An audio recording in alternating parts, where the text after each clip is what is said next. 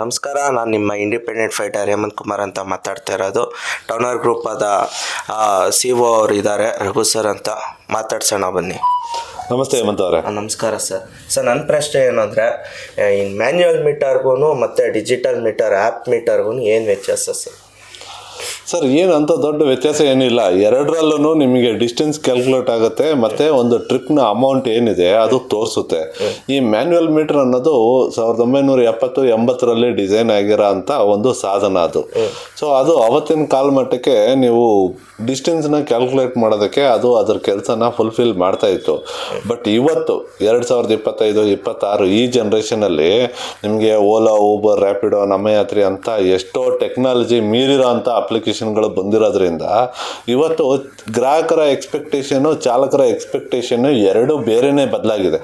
ಅವತ್ತಿನ ಕಾಲದಲ್ಲಿ ಟಾಂಗಾ ಗಾಡಿ ಮತ್ತು ಇನ್ನೊಂದು ಜಟ್ಕಾ ಗಾಡಿಗಳೆಲ್ಲ ಇದ್ದಾಗ ಅದ್ರ ಜೊತೆ ಆಟೋ ಬಂದಾಗ ಆಟೋದಲ್ಲಿ ಡಿಸ್ಟೆನ್ಸ್ ಎಷ್ಟಿದೆ ಅಂತ ಲೆಕ್ಕ ಹಾಕೋದಕ್ಕೋಸ್ಕರ ಮೀಟ್ರ್ ಬಂತು. ಇವತ್ತು ಹೆಲಿಕಾಪ್ಟರ್ ಬರ್ತಾ ಇದೆ ಕಾಂಪಿಟೇಷನ್ಗೆ ಕಾರ್ಗಳ ಜೊತೆ. ಸೊ ಇವತ್ತು ನಿಮಗೆ ಟೆಕ್ನಾಲಜಿ ಅನ್ನೋದು ಭಾರಿ ಇಂಪಾರ್ಟೆಂಟ್ ಆಗಿದೆ. ಟೆಕ್ನಾಲಜಿಯಲ್ಲಿ ಅಪ್ಗ್ರೇಡ್ ಆಗಬೇಕಾಗಿರೋದು ಇಂಪಾರ್ಟೆಂಟ್ ಆಗಿದೆ. ಈ ಮೀಟ್ರಲ್ಲಿ ಏನಾಗುತ್ತೆ ಅಂದರೆ ಬರೀ ಡ್ಯೂಟಿ ಡೀಟೇಲ್ಸ್ ಸಿಗುತ್ತೆ, ನಿಮಗೆ ಬೇರೆ ಯಾವುದೇ ಥರದ ಮಾಹಿತಿ ಸಿಗಲ್ಲ. ಇವತ್ತು ನಿಮಗೆ ಮೊಬೈಲಲ್ಲಿ ಈ ಥರ ಮೀಟ್ರ್ ಬರೋದ್ರಿಂದ ಡಿಸ್ಟೆನ್ಸು ಸಿಗುತ್ತೆ, ಹಿಸ್ಟ್ರಿನೂ ಸಿಗುತ್ತೆ, ಪ್ರೂಫ್ ಸಿಗುತ್ತೆ, ಗ್ರಾಹಕರ ಡೀಟೇಲ್ಸ್ ಸಿಗುತ್ತೆ, ಇನ್ವಾಯ್ಸ್ ಸಿಗುತ್ತೆ, ಡಿಸ್ಕೌಂಟು ಮತ್ತು ಟೋಲು ಪಾರ್ಕಿಂಗ್ ಆ್ಯಡ್ ಮಾಡೋವಂಥ ಆಪ್ಷನ್ ಸಿಗುತ್ತೆ, ಇನ್ಕಮ್ ಸ್ಟೇಟ್ಮೆಂಟ್ ಸಿಗುತ್ತೆ. ನೀವೊಬ್ಬರು ಬಿಸ್ನೆಸ್ ಓನರ್ ಅಂತ ತೋರಿಸ್ಕೊಳ್ಳೋದಕ್ಕೆ ಬೇಕಾಗಿರೋ ಅಂಥ ಎಲ್ಲ ಸವಲತ್ತುಗಳು ಬರ್ತಾಯಿದೆ. ಇದ್ರ ಜೊತೆಯಲ್ಲಿ ನಿಮ್ಮ ಖರ್ಚು ವೆಚ್ಚ ಎಷ್ಟಾಗಿದೆ, ನಿಮ್ಮ ಲಾಭ ನಷ್ಟ ಎಷ್ಟಾಗಿದೆ ಅಂತ ತೋರಿಸೋವಂಥ ವ್ಯವಸ್ಥೆನೂ ನಮಗೆ ಟೌನಲ್ಲಿ ಬರ್ತಾ ಇರೋದ್ರಿಂದ ನೀವು ಬಳಕೆ ಮಾಡಿದವ್ರಿಗೆ ಇದರದ್ದು ವ್ಯತ್ಯಾಸ ಕ್ಲಿಯರಾಗಿ ಗೊತ್ತಾಗ್ತದೆ. ಯಾವ ಥರ ಇದಕ್ಕೂ ಅದಕ್ಕೂ ಏನು ವ್ಯತ್ಯಾಸ ಇದೆ, ಚಿನ್ನಕ್ಕೂ ಬೆಳ್ಳಿಗೂ ಇರೋ ಅಂಥ ವ್ಯತ್ಯಾಸ, ಅಷ್ಟು ವ್ಯತ್ಯಾಸ ಇದೆ. ಮತ್ತು ಇವಾಗ ಈ ಏನು ಅಗ್ರಿಗೇಟರ್ ಕಂಪ್ನೀಲಿ ನಾವು ಕೆಲಸ ಮಾಡುವಾಗ ಅವರು ಅಷ್ಟು ಇನ್ಕಮ್ ಸ್ಟೇಟ್ಮೆಂಟ್ ಕೊಡ್ತಿರ್ಲಿಲ್ಲ. ನೀವು ನಮ್ಗೆ ಇನ್ಕಮ್ ಸ್ಟೇಟ್ಮೆಂಟ್ ಅಂತ ಕೊಡ್ತಾ ಇದ್ದೀರಾ. ಆ ಇನ್ಕಮ್ ಸ್ಟೇಟ್ಮೆಂಟಿಂದ ನಮ್ಗೆ ಏನು ಉಪಯೋಗ ಆಗುತ್ತೆ ಸರ್? ಎಲ್ಲರೂ ಇನ್ಕಮ್ ಸ್ಟೇಟ್ಮೆಂಟ್ ಕೊಡ್ತಾ ಇದ್ದಾರೆ. ಬಟ್ ಇವತ್ತು ನಮ್ಮ ಚಾಲಕರಲ್ಲಿ ಏನಾಗಿದೆ ಅಂದರೆ, ಪ್ರತಿಯೊಬ್ಬರು ಚಾಲಕರು 4-5 ಅಪ್ಲಿಕೇಶನ್ ಬಳಸ್ತಾ ಇದ್ದೀರಾ. ಯಾವ್ದ್ರಲ್ಲಿ ಗಂಟೆ ಹೊಡೆದ್ರೆ ಅದರಲ್ಲಿ ಡ್ಯೂಟಿ ಮಾಡ್ತೀರಾ. ಬಟ್ ಎಲ್ಲ ಅಪ್ಲಿಕೇಶನಲ್ಲೂ ಒಂದಲ್ಲ ಒಂದು ರೀತಿ ಸಮಸ್ಯೆಗಳು ಇದ್ದೇ ಇದ್ದಾವೆ. ಒಂದರಲ್ಲಿ ಕಿಲೋಮೀಟರ್ ಸಮಸ್ಯೆ, ಒಂದರಲ್ಲಿ ರೇಟ್ ಸಮಸ್ಯೆ, ಇನ್ನೊಂದರಲ್ಲಿ ಇನ್ನೊಂದು ಸಮಸ್ಯೆ. ಈ ಸಮಸ್ಯೆಗಳನ್ನ ಬಗೆಹರಿಸ್ಕೋಬೇಕು ಅಂದರೆ ನಿಮ್ಮದೇ ಆದಂಥ ಒಂದು ವ್ಯವಸ್ಥೆ ಇರಬೇಕು. ಅದನ್ನೇ ನಾವು ಕೊಟ್ಟಿರೋದು. ನೀವು ಮಾಡೋ ಪ್ರತಿ ಡ್ಯೂಟಿಗೂ ನೀವು ಯಾವುದೇ ಅಗ್ರಿಗೇಟರ್ ಸಂಸ್ಥೆ ಅಥವಾ ಪರ್ಸನಲ್ ಬುಕ್ಕಿಂಗೋ ಅಥವಾ ಕೈ ಬಾಡಿಗೆ ಸಿಕ್ಕಿದಾಗ್ಲೂ ಮೀಟ್ರ್ ಬಳಸೋದ್ರಿಂದ ನಿಮಗೆ ಟೋಟಲಾಗಿ ಸಂಪಾದನೆ ಎಷ್ಟಾಗಿದೆ ಅನ್ನೋದು ಒಂದೇ ಅಪ್ಲಿಕೇಶನಲ್ಲಿ ಮ್ಯಾನೇಜ್ ಆಗಿ ಮಾಡಿದಾಗ ಮಾತ್ರ ನಿಮ್ಗೆ ಇನ್ಕಮ್ ಸ್ಟೇಟ್ಮೆಂಟ್ ಸಿಗೋದು. ಎಲ್ಲ ಅಪ್ಲಿಕೇಶನಲ್ಲಿ ಒಂದೊಂದು ಡ್ಯೂಟಿ ಮಾಡಿದ್ರೆ ಇನ್ಕಮ್ ಸ್ಟೇಟ್ಮೆಂಟ್ ಸಿಗಲ್ಲ. ಸೊ ನಾನು ನಿಮಗೆ ಅದರದ್ದು ಕ್ಲಾರಿಟಿ ಕೊಡ್ತಾ ಇದ್ದೀನಿ ನಾನು. ಸರಿ ಸರ್. ಇನ್ಕಮ್ ಸ್ಟೇಟ್ಮೆಂಟಿಂದ ನಮಗೆ ಲೋನು ಆಗುತ್ತೆ. ನಾಳೆ ದಿನ ನ್ಯಾಷನಲೈಸೇಷನ್ ಬ್ಯಾಂಕಲ್ಲಿ ಕಡಿಮೆ ಇಂಟ್ರೆಸ್ಟು ಸಿಗುತ್ತೆ ಮತ್ತು ಗಾಡಿನೂ ಹಾಕ್ಕೋಬೋದು. ಅಂದರೆ ಇದು ಉದ್ಯಮ ಸರ್ಟಿಫಿಕೇಟ್ ಬಗ್ಗೆ ಎಕ್ಸ್ಪ್ಲೇನ್ ಮಾಡ್ತೀರಾ ಸರ್? ಈ ಬಿಸ್ನೆಸ್ಸಿಗೂ ಮತ್ತು ಜೀತದಾಳು ಪದ್ಧತಿ ಅಥವಾ ನೀವು ಅಸಂಘಟಿತ ವರ್ಗ, ಕೂಲಿ ಕಾರ್ಮಿಕರ ವರ್ಗಕ್ಕೆ ಸೇರೋದಕ್ಕೂ ಭಾರಿ ಅಜಗಜಾಂತರ ವ್ಯತ್ಯಾಸ ಇದೆ. ನೀವೆಲ್ಲ ಆಲ್ರೆಡಿ ಬಂಡವಾಳ ಹಾಕಿ ಟ್ಯಾಕ್ಸ್ ಕಟ್ಟಿರೋ ಅಂಥ ಟ್ಯಾಕ್ಸ್ ಪೇಯರ್ಗಳು, ಅಡ್ವಾನ್ಸ್ ಟ್ಯಾಕ್ಸ್ ಪೇಯರ್ಗಳು, ಅದರಲ್ಲೂ ನೀವು ಸಾಲ ಮಾಡಿ ಟ್ಯಾಕ್ಸ್ ಕಟ್ಟಿರೋ ಅಂಥ ಟ್ಯಾಕ್ಸ್ ಪೇಯರ್ಗಳು. ನಮ್ಮ ಚಾಲಕರುಗಳು ತುಂಬ ಜನಕ್ಕೆ ಅರಿವೇ ಇಲ್ಲ. ವ್ಯಾಪಾರಕ್ಕೂ ಕೆಲಸ ಮಾಡೋದಕ್ಕೂ ಭಾರಿ ಅಜಗಜಾಂತರ ವ್ಯತ್ಯಾಸ ಇದೆ. ವ್ಯತ್ಯಾಸನೇ ಗೊತ್ತಿಲ್ದಿರಾ ವ್ಯಾಪಾರದ ಬಂಡವಾಳ ಮತ್ತು ಶ್ರಮ ಹಾಕ್ಬಿಟ್ಟು ಕೂಲಿ ಕಾರ್ಮಿಕರ ಥರ ಕೆಲಸ ಮಾಡ್ತಾ ಇದ್ದಾರೆ. ನಿಮಗೆ ಯಾರೋ ಒಬ್ಬರು ಚಾಲಕರಿಗೂ ನೀವು ಆಲ್ರೆಡಿ ಹೊಸ ಗಾಡಿ ತಗೊಂಡಿರ್ತೀರ ಅಥವಾ ಸೆಕೆಂಡ್ ಹ್ಯಾಂಡ್ ಗಾಡಿ ತಗೊಂಡಿರ್ತೀರ. ವ್ಯಾಪಾರ ಮಾಡಬೇಕಂದ್ರೆ ಪ್ರತಿಯೊಬ್ಬರು ಗ್ರಾಹಕರದ್ದು ಮಾಹಿತಿ ನಿಮ್ಮ ಹತ್ರ ಇರಬೇಕು. ಡ್ಯೂಟಿ ಮಾಡೋದಕ್ಕೆ ಪ್ರೂಫ್ ನಿಮ್ಮ ಹತ್ರ ಇರಬೇಕು. ಇನ್ಕಮ್ ಸ್ಟೇಟ್ಮೆಂಟ್ ನಿಮ್ಮ ಹತ್ರ ಇರಬೇಕು. ಇನ್ಕಮ್ ಸ್ಟೇಟ್ಮೆಂಟ್ ಜೊತೆಗೆ ನೀವು ವ್ಯಾಪಾರ ಮಾಡ್ತಾ ಇರೋದಕ್ಕೆ ನಿಮ್ಮ ಹತ್ರ ಒಂದು ಪ್ರೂಫ್ ಇರಬೇಕು. ಇವಾಗ ನೀವು ಒಂದು ಆಧಾರ್ ಕಾರ್ಡು ಮತ್ತು ಒಂದು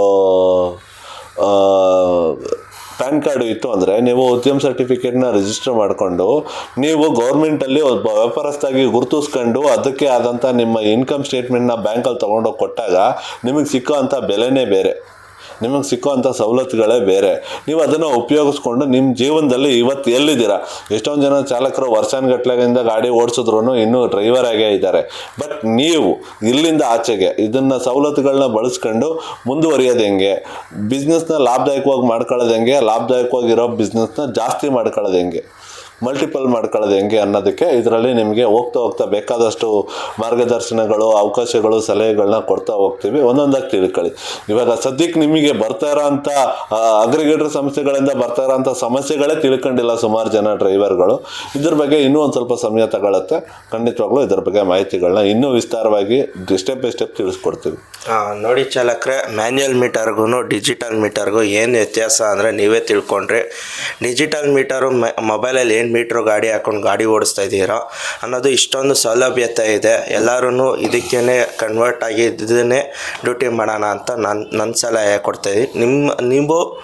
ನೀವು ಮುಂದಿನ ದಿನದಲ್ಲಿ ನೀವು ಇದೇ ಥರನೇ ಡ್ಯೂಟಿ ಮಾಡಿ ಈ ಥರ ಏನು ಸರ್ ಹೇಳ್ತಿದ್ದಾರೆ ಡಿಜಿಟಲ್ ಮೀಟರಿಂದ ನಮಗೇನು ಉಪಯೋಗ ಆಗುತ್ತೆ, ಉದ್ಯಮ ಸರ್ಟಿಫಿಕೇಟೇ ಆಗಲಿ, ಟ್ಯಾಕ್ಸ್ನ ಹೇಗೆ ಇದು ಅಂತಂದರೆ ಗೌರ್ಮೆಂಟಿಂದ ನಮ್ಮನ್ನ ಗುರ್ತಿಸ್ತಾರೆ ಉದ್ಯಮಿಗಳನ್ನ. ಖಂಡಿತ ಗುರ್ತಿಸ್ತಾರೆ. ನೀವು ಇವಾಗ ಭಾರತದ ಯಾವುದೇ ಒಂದು ಮೂಲೆಯ ಪ್ರಜೆ ಆಗಿದ್ರೂ ಸಹ ನೀವು ನಿಮ್ಮ ಆಧಾರ್ ಕಾರ್ಡು, ಉದ್ಯಮ ಸರ್ಟಿಫಿಕೇಟ್ ರಿಜಿಸ್ಟರ್ ಮಾಡ್ಕೊಂಡು ನೀವು ಏನು ದುಡ್ಡು ಬ್ಯಾಂಕಲ್ಲಿ ಏನು ವ್ಯವಹಾರ ನಡೆಸ್ತಾ ಇದ್ದೀರಾ ಆ ವ್ಯವಹಾರಕ್ಕೆ ನಿಮ್ಮದೇ ಆದಂಥ ಒಂದು ಸ್ಟೇಟ್ಮೆಂಟ್ನ ಇಟ್ಕೊಂಡು, ಇವಾಗ ನಿಮ್ಮ ಬ್ಯಾಂಕಲ್ಲಿ 500 ರೂಪಾಯಿ ಬಂದಿರುತ್ತೆ, 500 ರೂಪಾಯಿ ಯಾಕೆ ಬಂತು ಅಂತ ನಿಮ್ಮ ಹತ್ರ ಪ್ರೂಫ್ ಇರಲ್ಲ. ಅದಕ್ಕೆ ಈ ಟೌನರ್ ಅನ್ನೋದು ನಿಮಗೆ 500 ರೂಪಾಯಿ ಬಂದಿದ್ದು ಈ ಡ್ಯೂಟಿ ಮಾಡಿದ್ದಕ್ಕೆ, ಈ ಥರ ನೀವು ಟ್ಯಾಕ್ಸಿ ಓಡಿಸಿದ್ದಕ್ಕೆ ಅನ್ನೋದಕ್ಕೆ ಪ್ರೂಫು ಟೌನರ್ ನಿಮ್ಮ ಜೊತೆ ಇರ್ತದೆ. ಇದು ಎರಡು ಸೇರಿಸಿ ನೀವು ತಗೊಂಡೋಗಿ ಸರ್ಟಿಫಿಕೇಟ್ ಸಮೇತ ಕೊಟ್ಟಾಗ ಗೌರ್ಮೆಂಟಲ್ಲಿ ಮುದ್ರಾ ಯೋಜನೆ ಇದೆ, ಪ್ರಧಾನಮಂತ್ರಿ ಯೋಜನೆ ಇದೆ, ಮತ್ತು PGMS ಅಂತ ಒಂದು ಸ್ಕೀಮ್ಗಳಿದ್ದಾವೆ. ಇದರಲ್ಲಿ ಡಿಸ್ಕೌಂಟೆಡ್ ಲೋನು ಸಿಗ್ತದೆ, ಮತ್ತು ಶ್ಯೂರಿಟಿ ಇಲ್ದಿರೋ ಲೋನು ಸಿಗ್ತದೆ, ಮತ್ತು ಕಮ್ಮಿ ಇಂಟ್ರೆಸ್ಟಲ್ಲಿ ಸಿಗೋಂಥ ಲೋನ್ಗಳು ಸಿಗ್ತವೆ. ಇದರಲ್ಲಿ ತುಂಬಾ ಅನುಕೂಲಗಳಿದ್ದಾವೆ. ಒಂದೊಂದಾಗಿ ನಿಮಗೆ ಮುಂದಿನ ದಿನಗಳಲ್ಲಿ ಯಾರೆಲ್ಲ ಟೌನರಲ್ಲಿ ಸಕ್ರಿಯವಾಗಿ ಬಳಸ್ಕೊಂಡು ಪ್ರತಿಯೊಂದು ಡ್ಯೂಟಿಗೂ ಇನ್ಕಮ್ ಸ್ಟೇಟ್ಮೆಂಟ್ನ ಜನ್ರೇಟ್ ಮಾಡ್ಕೊಂಡು ನಮ್ಮ ಜೊತೆ ಟ್ರಾವೆಲ್ ಮಾಡ್ತಾರೆ, ಅವ್ರಿಗೆ ಇದ್ರ ಬಗ್ಗೆ ಮಾಹಿತಿಗಳನ್ನ ತಿಳಿಸ್ತಾ ಹೋಗ್ತೀವಿ ನಾವು.